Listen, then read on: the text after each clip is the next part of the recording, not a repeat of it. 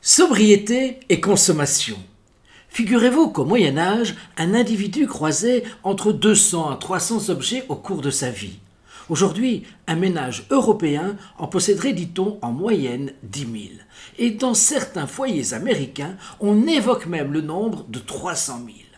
Un enfant possède en moyenne 200 jouets, mais n'en utilise régulièrement qu'une douzaine. Alors, pourquoi acheter ? Le philosophe Jean Baudrillard énonce qu'acheter n'est pas tant subvenir à un besoin que produire une image sociale de soi. Cela signifie que nous achetons pour témoigner de notre statut, pour vivre la mode ou au contraire pour s'en détacher en affirmant notre singularité. J'achète pour paraître. Exemple alors à contrario.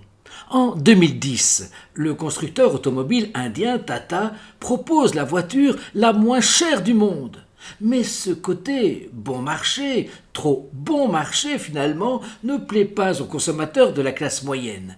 Et c'est le flop total. Pour paraphraser Descartes, j'achète, donc je suis.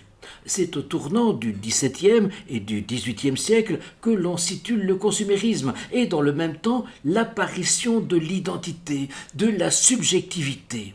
C'est d'ailleurs précisément l'époque de René Descartes que je viens d'évoquer et qui, dans son fameux Cogito, exalte l'individu, la singularité. Je pense, donc je suis. La publicité nous incite elle aussi à consommer. D'ailleurs, à l'heure actuelle, la publicité ne vend pas seulement des produits, elle vend aussi du bien-être, de la beauté éternelle. La consommation, finalement, est devenue la nouvelle religion.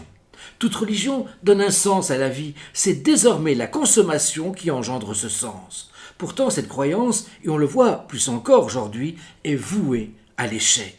Nos achats ne parviendront jamais à nous donner le bonheur tant vanté par les slogans comme « parce que je le vaux bien » ou « tel produit, source de jouvence éternelle ».